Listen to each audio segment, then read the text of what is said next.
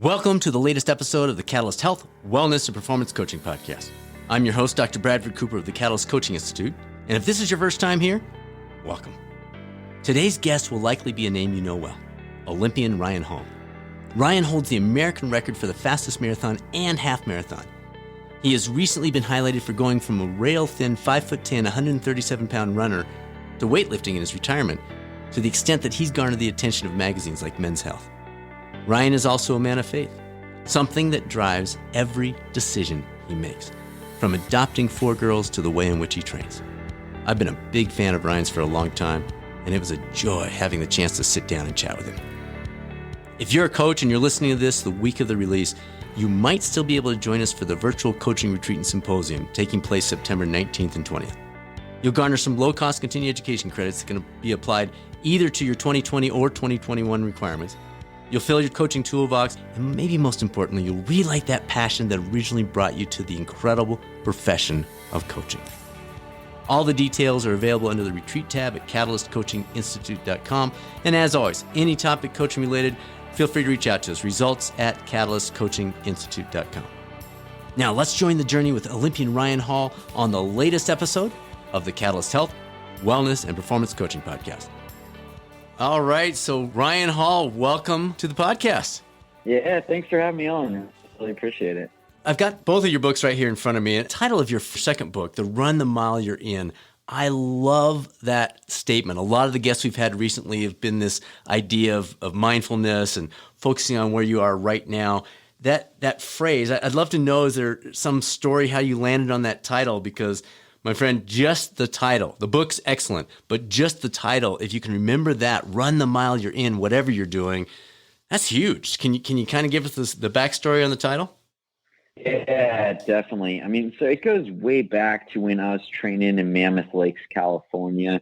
I was a part of one of the best running teams in the country up there. And Meb Keflezighi and Dina Castor, both Olympic medalists from the marathon, were both a part of that group. And so early on, before I ran my first marathon, I was just taking notes from those guys, like watching them train, Sure. But then also like trying to understand like the mentality that you have to have as like one of the best marathoners in the world. And I think this first came up in a conversation with Dina when she was just talking about how you're going to have good moments, you're going to have bad moments. And when you're going through those rough patches, like you got to just kind of water those and like just get through those. And she mentioned like just being like present in what you're doing, like not thinking too far down the road. And she would actually break the race up into like 8 segments, because we get 8 water bottles out on the race course. Every 5K, we get a special bottle that we get to put out on a table. And so she would break up the race that way. But it just became kind of like a powerful mantra for me as I got into marathoning, of just not worrying about the things that are to come. It's kind of like going to the dentist, I don't know about you, but like what part, like, it's like the dread of going to the dentist is actually worse than being at the dentist, So it's the same thing with the marathon. You're on the starting line of this race. It's daunting, right? Like it's a super long, super hard race. And it can be a scary place, the starting line. And then it's scary early on in the race. You're in a bunch of pain at 6 miles into the race. And in my mind, sometimes I'm thinking, how the heck am I going to get through the next 20 miles? So this was just a way for me to bring myself back and being like, and my dad used to always tell me this as a kid. He's like, listen, like God's going to give you the grace for this moment that you're in right now. Like if you're looking for the grace for, tomorrow or future moments, like it will be there waiting for you when you get there. But like all he gives you is the grace for this moment right here. So let's just stay present in this moment and get through this moment. And you always find the grace for the moment. It doesn't necessarily mean you're going to like find, grow wings in that moment and like transcend your body and transcend yourself. Like right. You're still like very much like in the moment, but you can handle the challenge. When you're just facing the challenge that's right in front of you, it becomes very difficult to handle those challenges when you're so overwhelmed by how hard this road is going to be out in front of you. So it just kind of became a huge theme in my life and in my mentality and how I approach big challenges. And just became kind of like a fitting title for my book. So yeah, glad we landed on that one. Yeah, it's great. Love it. All right. So you're at age 37, you have done so much. You've seen so much, from American records, Olympics, adopting 4 girls from Ethiopia, all these twists and turns along the way. What has surprised you most, or what are some of the things that have surprised you most about your life's journey up to this point? I have a feeling there's a lot ahead, but what up to this point, what surprised you? Oh man. We can go for 4 hours if you want. Yeah, there's been so many surprises. Like, well, to start things off, like I thought that when I was getting into the sport of running at the age of 13, I was dead set on being a miler. I wanted to be a world-class miler on the track. Like that was my event. And, I wrote about this in the book, but I was so fixated on this and so like kind of like prideful about it. And I just thought like I knew what was best for me. Like that was kind of really what was going on inside of me as I look back at myself as a kid. I was like, I know what's best for me. I know what I'm good at. I know what I'm going to do. And man, that is not a fun way to do life when you think you know what's best for you. Like that's why like we need coaches, we need family members, we need parents, we need people outside of us like giving us feedback and directing us, right? Otherwise, when you start directing yourself, like life takes a bad turn for real. So, I think that was probably the biggest surprise. I never thought I'd run a marathon. And then, here I am now retired from pro running, but, the marathon was what I ended up being great at. And I would have never guessed that in a million years as a 13-year-old kid getting into it. So learned a big, big lesson about pride and about listening to God's direction. And like I said, like direction from other people as well. I love that. That leads into my next question very nicely. You frequently discuss the importance of doing what God made you to do, both in and outside of running. Can you expand on that concept for us a little bit? What it meant to you when you were one of the top runners of the world, but also what it means for you today? Yeah, I know like we're just all created in such amazing ways. Like that's just something like a core value of mine that I just walk around thinking that like every single person I see and interact with, I'm like, man, like God made them for such an amazing purpose and with such an amazing, like, just purpose in mind, and I really am passionate about people finding that and discovering that, because I know for myself, like kind of like what I was talking about in my previous response was, like, I thought I knew what I was created to do. And when you're doing what you're not supposed to be doing, like what you weren't created to do, it's so frustrating. Life it feels like you're just beating your head against a wall, right? Or trying to, there's a million different analogies you can use, trying to put a circle peg through a square hole. That's how I felt early on in my life when I really wanted to be a pro baseball player. And I was so fixated on that. And like that's just not how that's not the body that I have. Like I do not have a pro baseball player's body, So like I was trying so hard, practicing so hard. Like my dad had experience as a ball player, so I had a great coach. Like I had a lot of things, but I just wasn't built to do that. And then it contrasts that to when I found my purpose, and I wrote about going on, that first run around the lake. Yeah, that was a great story. And running 15 miles, and like then when I found it, when I found my purpose, it's just like I was all of a sudden like not swimming against the flow of the stream. Like I was going with the stream, like for the first time, and man, things were just clicking and just falling into place. And it's actually the same way when my wife and I adopted our kids from Ethiopia. Like for a long time there, like we felt like here we are, number 76 on a wait list for an infant, that like this list isn't even moving. We're going to be waiting years and years for our kid. And you're kind of thinking like, what am I doing here? Like, I don't feel very needed, like we're part of the reason why we're adopting is because we know that there's kids in the world that need homes. Right. And like, here I am on this long waiting list. It's not moving. Like, I'm not really feeling like, this is fulfilling the purpose that I set out to do when I started the adoption process, when my wife and I started it. And then eventually we became aware of our 4 girls in Ethiopia. And the moment that we changed up our paperwork and changed our social worker, changed everything so that we could adopt our 4 girls, things just fell into place. And everything just started clicking. And we brought home our girls way before we even thought we'd be able to bring them home. Like when we went to Ethiopia, we were just going there to train. And then when we came back, we had 4 girls. It's just crazy, like, how amazing things can be when you're doing what you're supposed to do. And not to say like things are going to always click and everything's going to be perfect. Like read my book, like watch this documentary that just came out about me. Like it's called The 41st Day. Just got released on iTunes and Amazon. And like, you'll see like, oh man, talk about a rocky road. Like I've had a super, super rocky road. So, there's going to be a ton of bumps and a lot of failure along the way. But it's just like when you're doing what you're created to do, it feels like you're in the flow, and it feels like you're in the flow with God, and like things are working how they're supposed to be working. And it just, yields like just an amazing life experience that, I really want everyone to experience. So I'm super passionate about, kind of helping people find what they're created to do, and watching them on their journey as they move into that.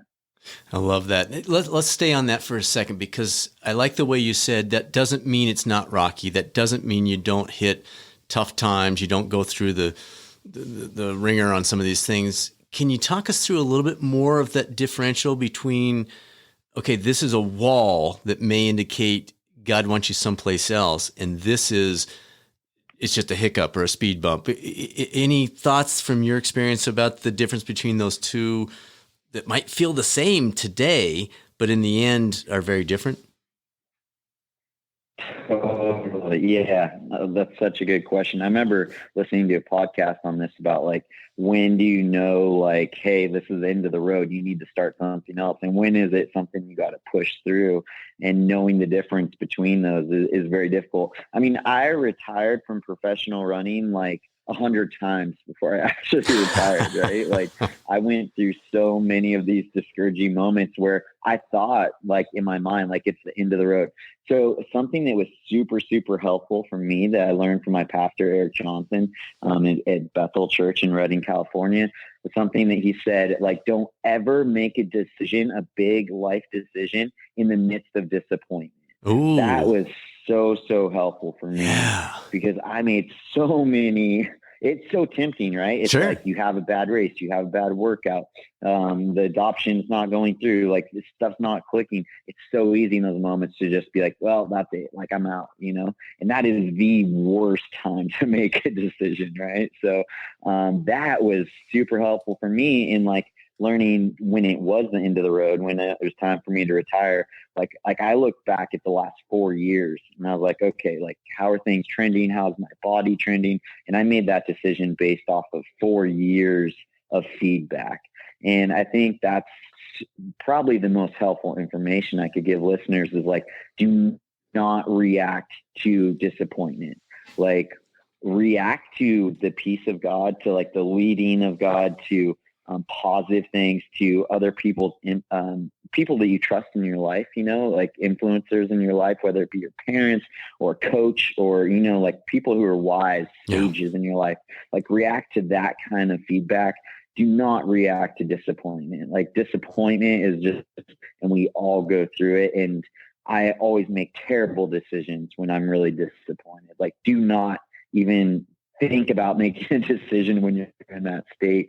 That's been super, super helpful for me. But then also learning that, at times like too, I tend to be very like kind of, for lack of a better word, like bipolar in the sense of like, I'm either in or out, or I'm like doing like I want to make big changes. Right. And I'm learning more and more, and still to this day, trying to learn this, like sometimes things, you hit bumps in the road and it does require a pivot, right? And so it's not necessarily like, okay, like I'm throwing this whole thing away, this whole journey that I'm on, this whole goal that I'm going after, I'm throwing it all away because now I hit this bump in the road. But it's more like, okay, well, why did I hit this bump? And is it requiring me to just make a slight adjustment? And so I'm trying to get better at just doing that, just making slight adjustments. Because, sticking with things, consistency over a long period of time, when you talk about running and what makes great runners, or like just fitness in general, now I'm into weightlifting, like, to me, like, consistency is the most important thing in me seeing results. Is just like, I just need a little bit every single day for years and years and years. And that's how you like get to greatness. That's how you get to amazing things. Like I have to be super, super patient, because results do not come quick when it comes to fitness. But I think it's like that thing, whether you're trying to run a business or whatever, like, you just have to be super patient. You have to make pivots sometimes, but kind of going back to what I said originally, I think the biggest thing is just not letting disappointment lead you. Let love lead you. Let passion lead you. Let wise leadership and sages in your life lead you. All those things are good things to follow. Disappointment is not a good life guide. I'm glad we went down that path. That's powerful. Good stuff. All right. Joy is a big word for you. I've got your other book, 2011, Running with Joy. I think I told you in an email, I think you should have a dog named Joy with this title. But anyway, as a runner, I couldn't get enough of the book. I love the way you went through that and your training and what was going through your head and the experience, all that kind of stuff. But let's come back to the title. Has joy always been something that you've sought out and recognized as you're reflecting as you go through your life? Or has the lack of joy nudged you in one way or another? Like what role, besides saying, yeah, I like joy, what role has that played? Because it sounded to me like it's played a bigger role than just another emotion. So, for example, when I am training or planning my training or planning training for my athletes, I always start with the end goal and I work backwards from that. And I talk about training as like building bridges, right? And I try to do the same thing with my life and how I look at it. Like, it can be kind of a morbid way to look at life, but I like to think about myself in those last moments, whether I'm on my deathbed or however it's going to end for me, and think about like what is truly going to be important in those moments. And obviously, it's about the relationships that you build. But I think something that's going to be super important to me is like, did I savor life? Like, did I just enjoy as much as possible? And joy, is so much more than being happy. Right. Obviously there's a lot of talk about the difference between happiness and joy.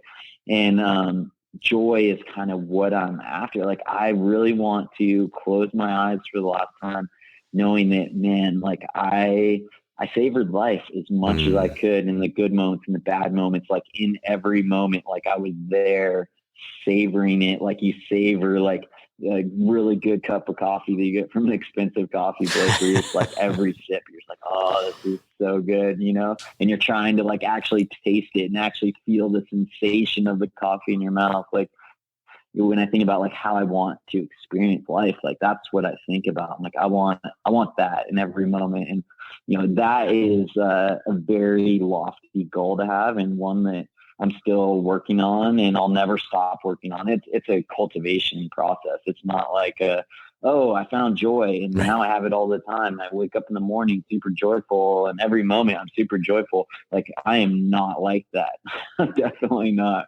But I am trying to cultivate that. I am trying to grow that. I am being like intentional in my thoughts about like experiencing that. And I'm trying to get better, just like observing. I talked about this in my podcast. I have a podcast, Run Free Training podcast. It's all about like the internal side of sports and athletics, and how we can like get strong inside so that we can perform well externally. And I talked about that in one of my recent episodes, where I was just out on a walk and I was like, let me just like step back from like my thoughts and from conversation with people for a second, and let me just like really soak in this moment and observe.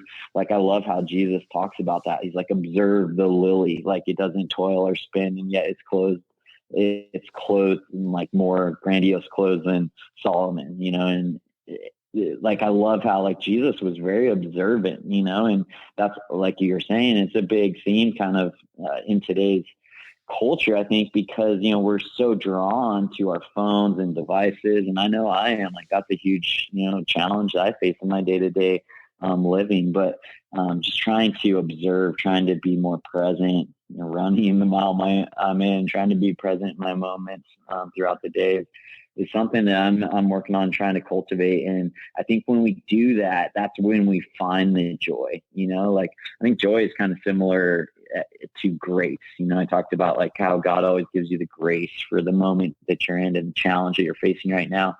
I think there's always joy to be found in the moment. And like I said, joy and happiness are two different things, Sure. right? So if you're currently in a moment and you're sick and hurting and in pain, like that is not going to be a happy moment. But, can you find joy in that moment? I think so. Like if you're willing to dig and like really look deeply into that moment and really like search for things to be thankful about. And that's a big part for me of being joyful, is trying to also cultivate like a really grateful attitude. So many tips in there. I was trying to grab onto one. So a big part, as you were talking at the end there, is asking yourself the question, what is there to be joyful for right now? Regardless of what I'm going through, regardless of the outside circumstances. Am I hearing you right? Is that a big part of what you're doing right now? Yeah. Just trying to like, and also too, finding joy in the monotony of life, in the little things, it's like, my life is amazing. Like I've gotten to go to some amazing places, have so many amazing experiences. But it's not like that all the time. Sure. Sometimes I'm just like doing dishes and taking the trash out, driving the kids around. Like I live like a pretty ordinary life most of the time. Right. Most of the time I'm not like out exploring the world or doing crazy stuff. So like I've been trying to also like think about how can I experience God in every moment? How can I see God in every moment? Like, I believe that like God is with us all the time, like Jesus said he was. So I take him at his word, and yet like I miss him most of the time. So I'm trying to do a better job of being like this moment has everything that I'm looking for, everything that I need. And like, I don't need God to show up like in a miraculous way. I love it when he does. And I'm not like saying he can't, but I don't want to miss it. Hey, he's actually like here right now. And same thing with like joy and grace and everything that we need, like is present in this moment right now. And trying to dig it up, trying to find that is kind of, in my mind, it's the art of living. It's learning to like have eyes to see and ears to hear, like Jesus talks about, to uncover those things. So I really, in the deepest part of me, like I don't experience it in every moment. Like I'm not that good, but I'm working on it. And I really have that core belief, and that's like really what I'm going after. Beautiful. Beautiful. All right. With that as our context, you've been really open and honest about your struggles with depression throughout your life. Something that so many people, and probably a lot listening to this, that just resonates like crazy. What have you learned through that part of the journey? Oh, yeah.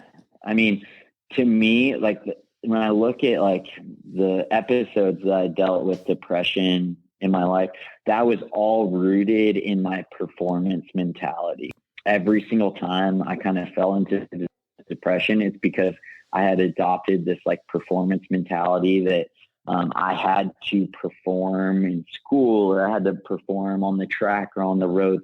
Like I had to prove to myself that like I was special, that I deserved to be alive, that I was of value. And I don't know, I'm a middle kid. I'm the middle of 5, so that's kind of typical for a middle child to go through. But I can very easily slip back into that kind of thinking. So I have to, like I was talking about cultivating things, I have to be very intentional to be able to identify when I'm starting to slip back into that performance mentality, because that is just such an unhealthy place for me to be, and even for me to experience athletics. And I kind of talked about that in my book, how like you should stop competing, and how like competing, it can't, because when you think about competing, it's all about comparison, right? It's like how do you compare to, how's your team stack up to some other team? How does your result compare to someone else's result?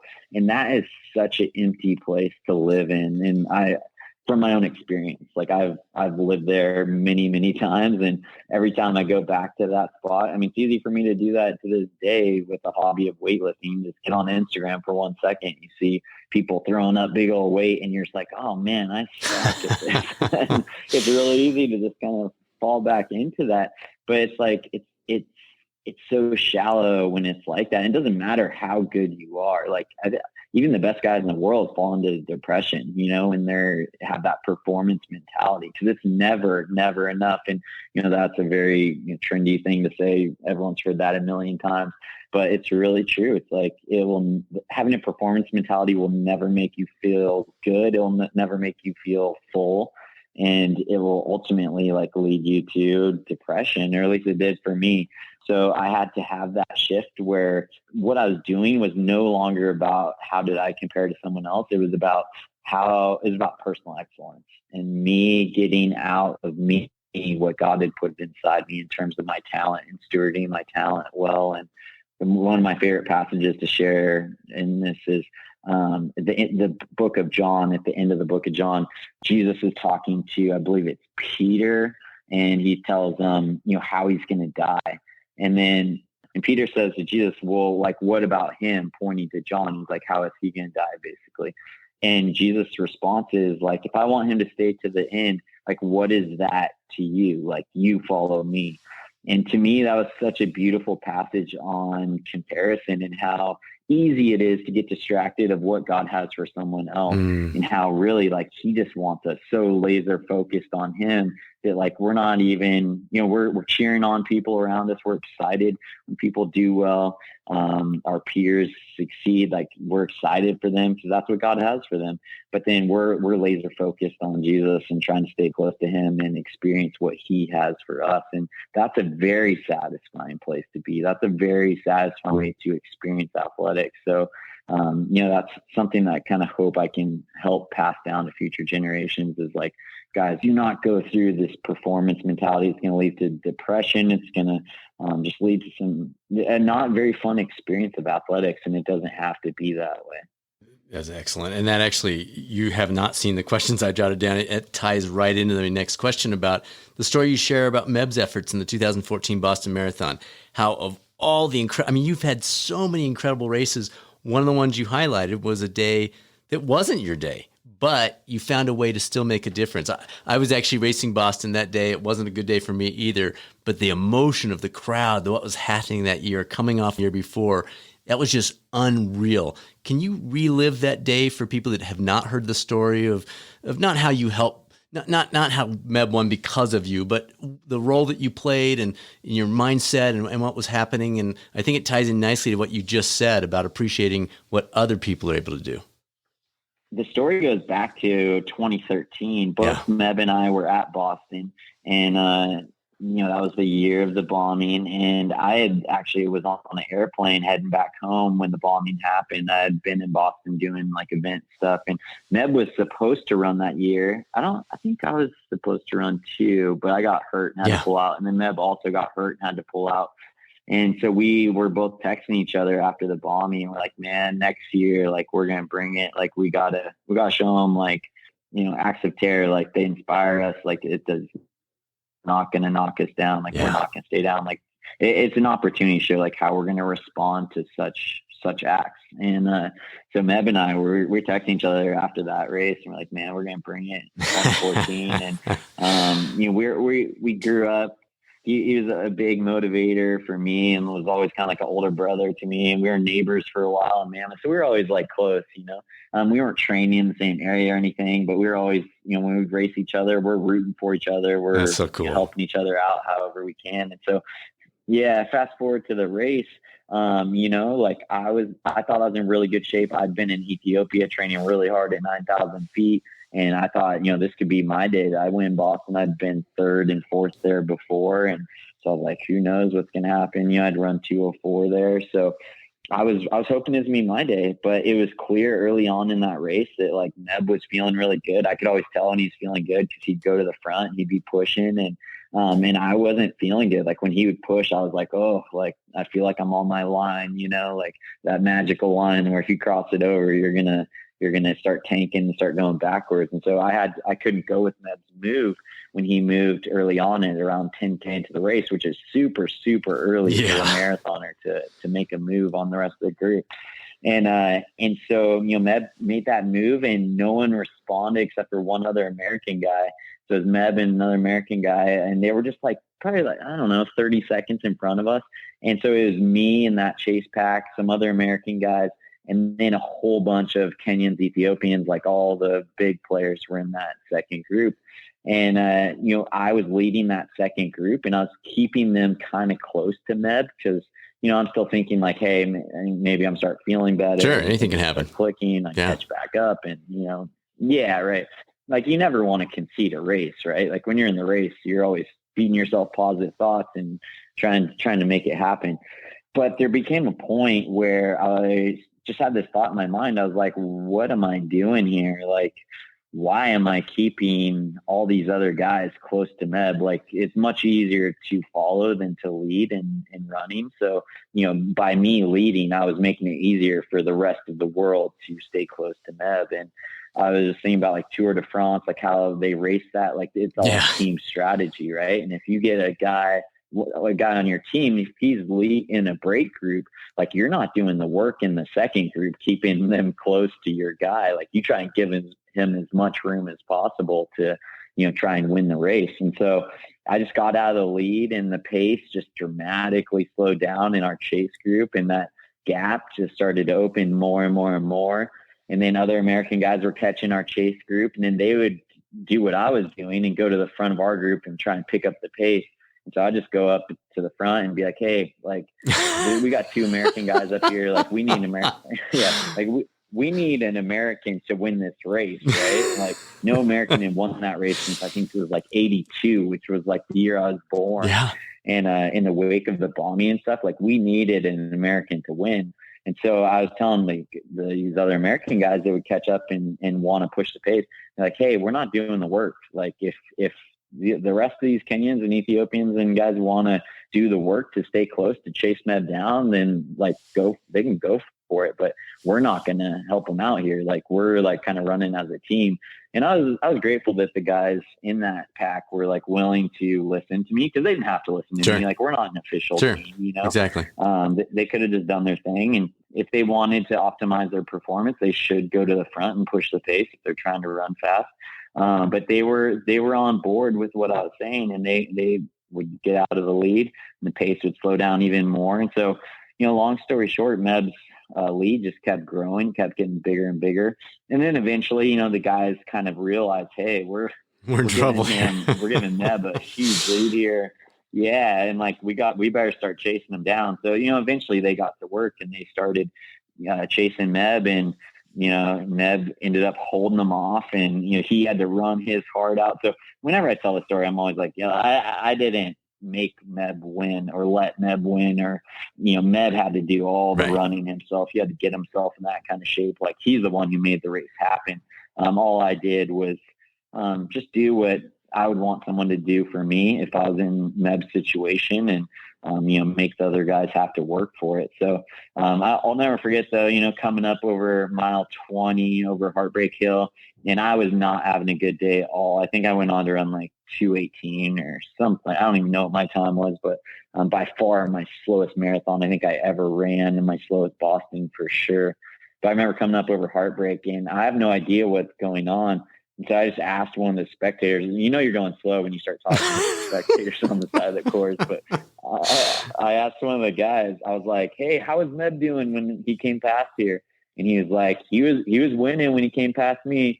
And so I just smiled at that point, and I was like, oh, Meb's going to win. If you got up over Heartbreak Hill, it's downhill that last 10K, they're not going to catch him. And sure enough, he held him off. And, I think it's important to say though, like, when I crossed the finish line, I was stoked for Meb, but I was not happy, like I wasn't like, woohoo, like celebrating and hollering and stuff. Like I was bummed out that I didn't have a good race, like that's honestly, like I got on an airplane right away. I got out of there because I was bummed out, but I was internally just happy for Meb, and so happy for him. But I think that's important to note that, like, just because you are celebrating someone else's victory, that is a choice.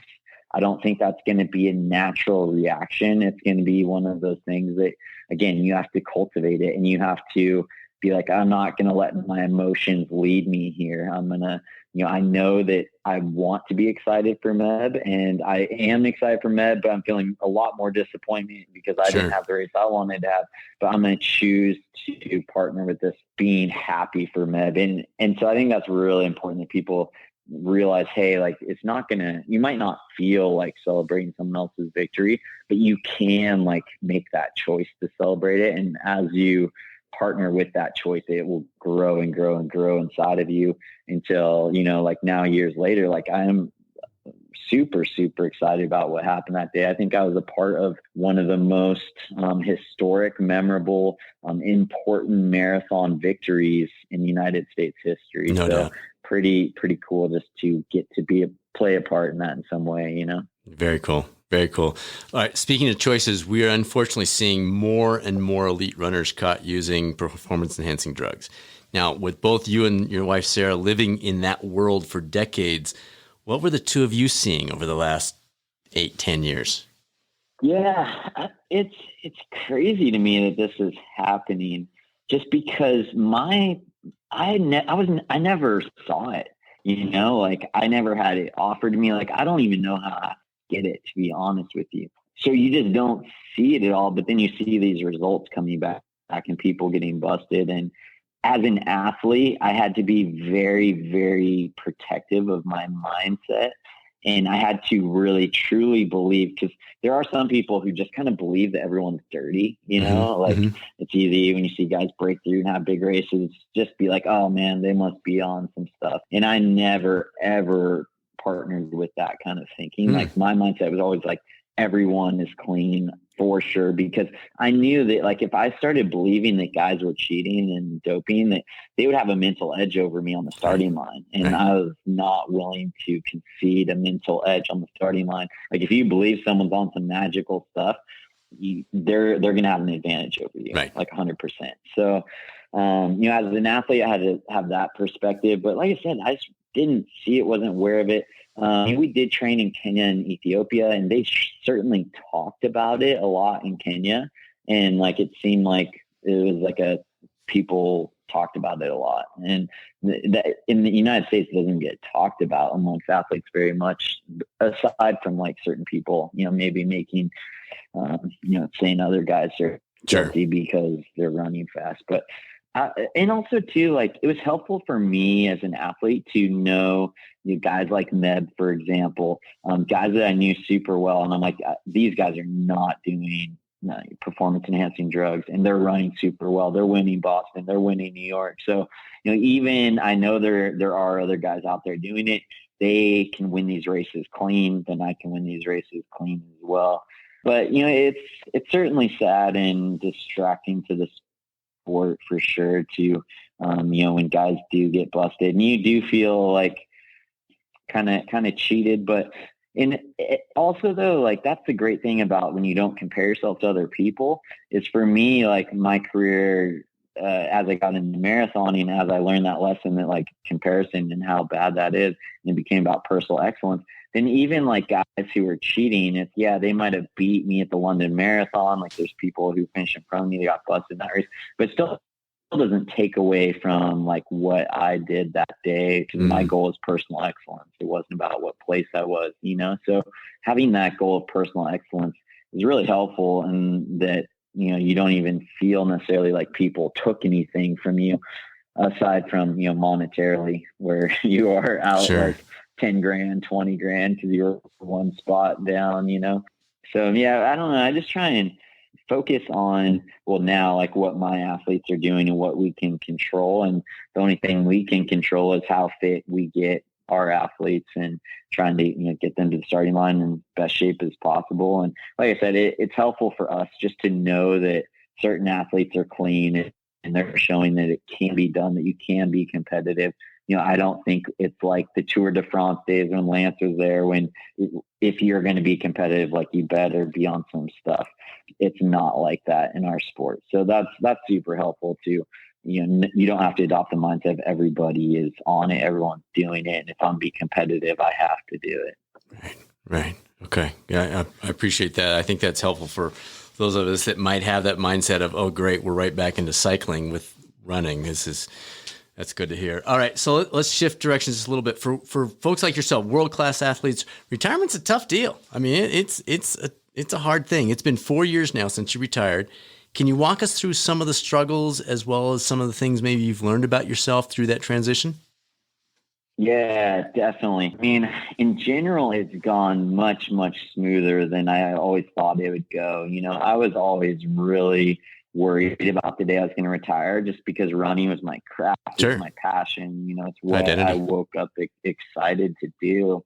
Yeah, yeah. And it was even like, it was identity early on, but then as God kind of dealt with me and it became not who I was, but something I was doing. But even as, having it be the driving force of like your goals and what you're doing and what you're going after. Yeah. I wouldn't say it was necessarily my identity towards the end there, but it was like my passion, my craft, like what I was excited to go after, Right. So Right. I was still like really concerned about when I was going to retire, but as I mentioned, being able to look back at the last 4 years of my career and see how my body was doing and being in touch with my body. And it was just so clear that my body was, hey, I've given you everything I could possibly give you.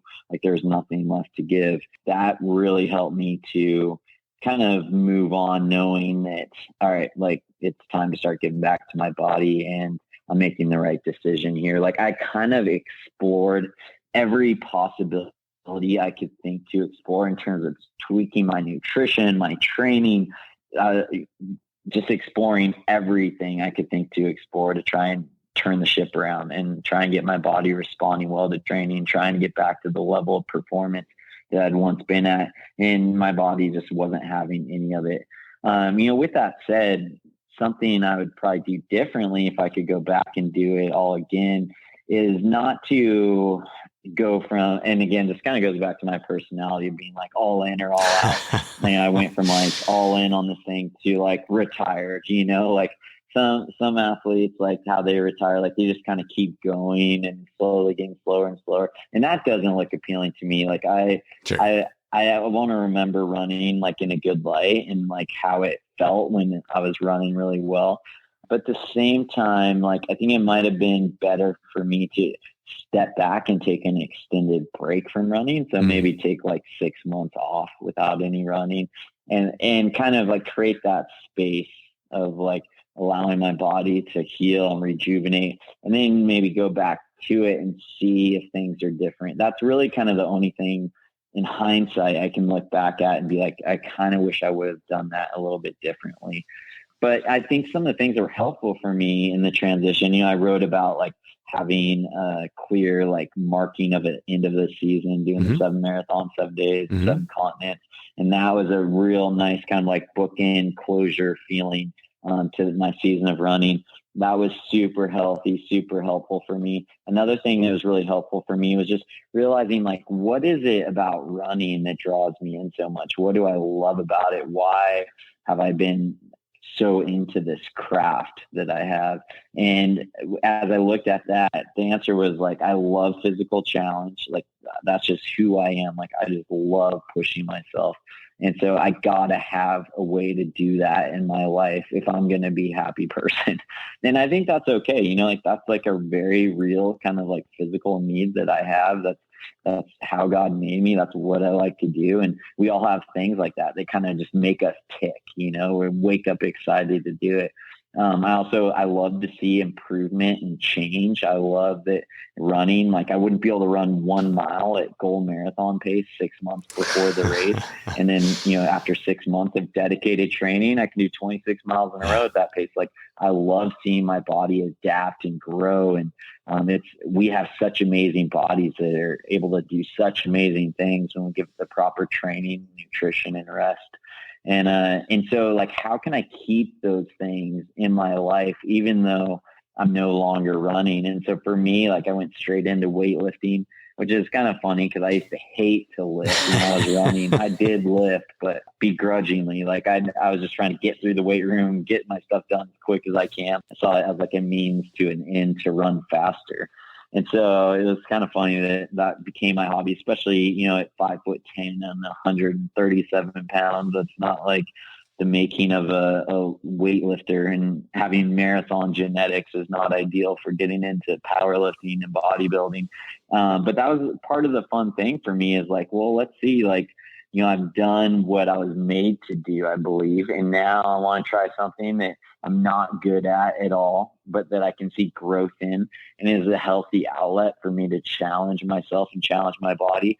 And also too, like I was mentioning, I felt like my body was like, I've given you so much over the last 20 years with all of this running, and running is such a catabolic activity, right? It just like breaks your body down, and it strips your body of everything it doesn't need except for to move forward fast. And so it's time for me to get back to my body, and weightlifting is the perfect way to do that. Anabolic activity, building muscle, building strength, eating more calories than I needed instead of trying to diet down to really low body weight.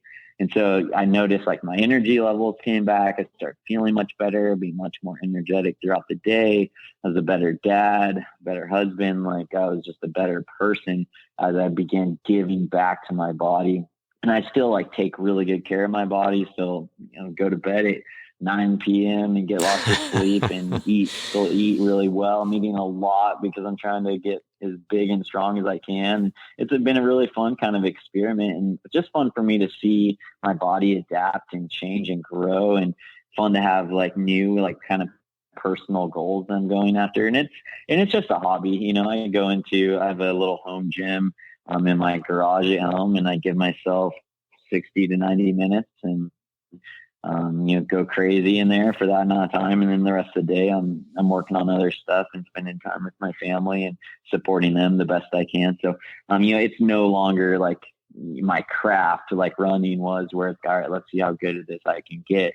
But now it's kind of fitting into a different category of just being a healthy hobby, a healthy outlet, but something that's allowed me to transition out of running in a really helpful way. If I didn't have that, I think I could have very easily kind of slipped back seasons of depression. Mm-hmm. Mm-hmm. All right. So I'm going to jump further into that one, because the distance runners in our audience who have seen recent photos of you, they're going to be mad at me if I don't at least ask you any secrets, any tips. You're, like you said, you're 5'10", 137, lifelong runner, and now you're Mr. Buff that Men's Health is like, hey, check out Ryan. Any tips for the folks that are out there going, you know what? I think I might want to try that. I'm gonna follow in his footsteps on this one. Can you throw anything out to us? I could talk for a long time about this one. I think the biggest mistake that runners make is most runners have a really hard time adding muscle. Like we're not predisposed to adding muscle if you're a marathoner and a runner. So the hardest part is eating enough. You can work out super hard every day in the gym, go crazy, have the perfect workout routine. If you're not giving yourself excess calories, like you're not going to grow. Maybe you will in the first 6 months if you're new to lifting, like magical stuff happens. But for myself, my lifting routine is the same, whether I'm losing weight or gaining weight. The only thing I manipulate is the amount of calories that I'm eating. So it's so important. Like you get that nutrition piece. If you're trying to add muscle and you're on a low calorie diet, good luck. It's going to be really, really difficult. And so kind of what comes with that, right, is you got to, like, I treat my body like, okay, I'm in the building season. And when I'm in those building seasons, I'm giving myself excess calories.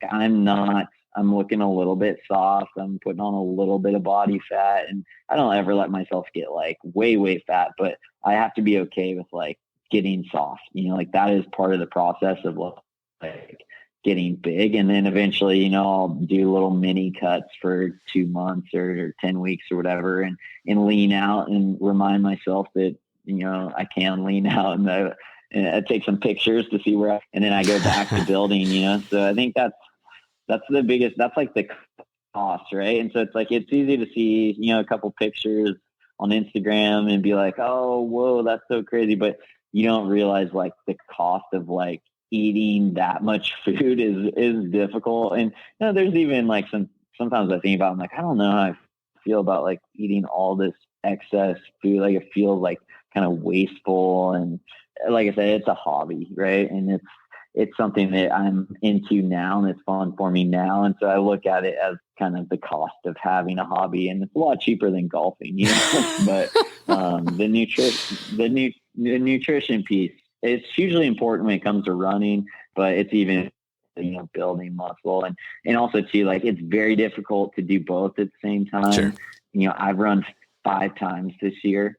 So if you're running a lot and trying to add muscle, then you're really going to have to eat like a horse. Like it's going to have to be pretty insane. So yeah, that's my biggest tip. Cool. Appreciate it. All right. You mentioned your book, you love taking risks. So what's next for Olympian, husband, dad, and man of faith, Ryan Hall? Good question.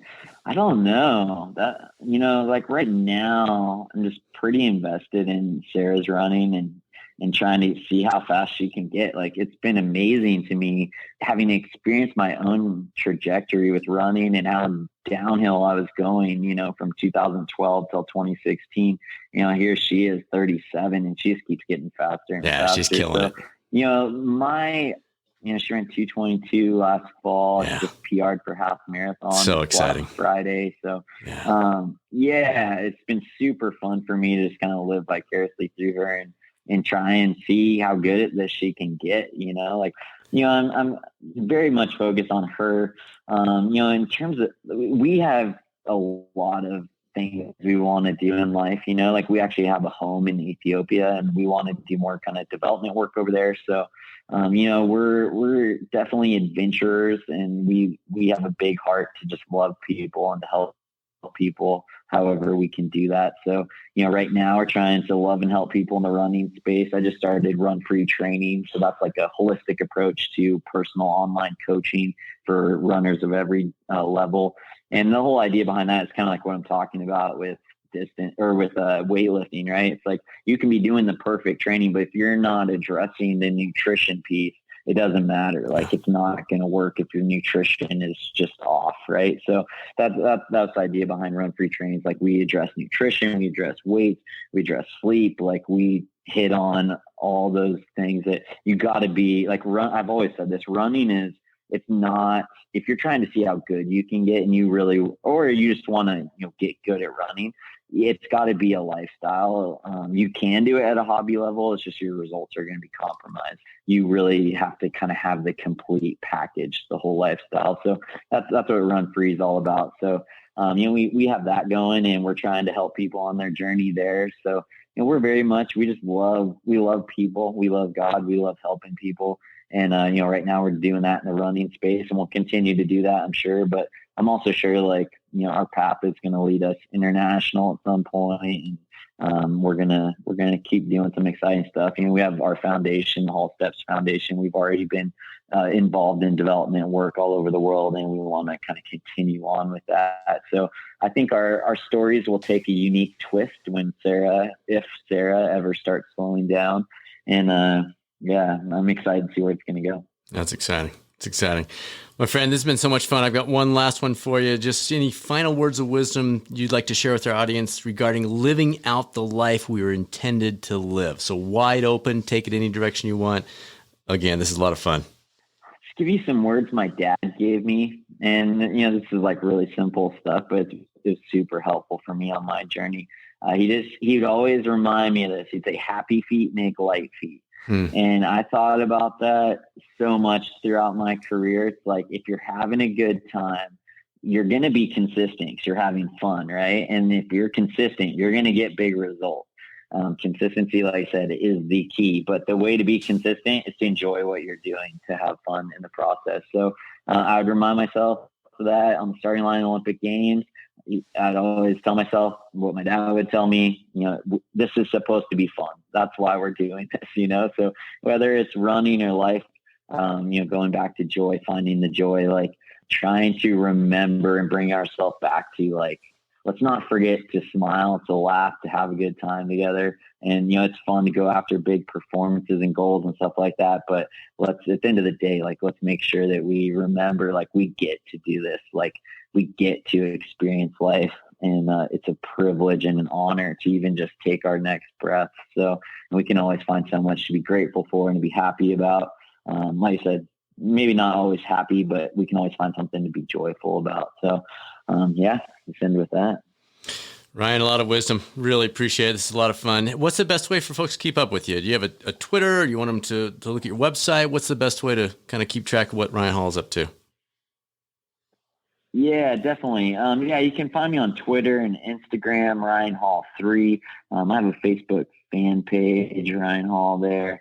And then, RyanandSaraHall.com is our website. And then Run Free Training, if you guys are interested in the holistic approach to training. Like I said, we take on athletes of every level, so you can check that out as well. Beautiful, beautiful. Well, my friend, thank you. Thanks for continuing to make an impact. You're 4 years into this retirement thing, and you're still killing it. Really appreciate it. Keep it up. Yeah, no problem. Thanks for having me on. I appreciate it. We only have 4 pictures of athletes standing in our basement workout area, and Ryan is one of those 4. Now you can see why he made the cut, can't you? Not only an incredible athlete, but a good man, living out his life with purpose. Thank you for tuning into the #1 podcast for health and wellness coaching, and a special thanks to those of you who've written a review or shared it with others. Next week's episode features a real live coaching session. No script, no rewind. You'll hear, maybe for some of you, the first time in your life, the power of a skilled health and wellness coach at work. It's raw, it's real, and it's one you do not want to miss. Now let's go get better than yesterday. This is Dr. Bradford Cooper, the Catalyst Coaching Institute, signing off. Make it a great rest of your week, and I will speak with you soon on the next episode of the Catalyst Health, Wellness, Performance Coaching Podcast, or maybe over on the new YouTube coaching channel.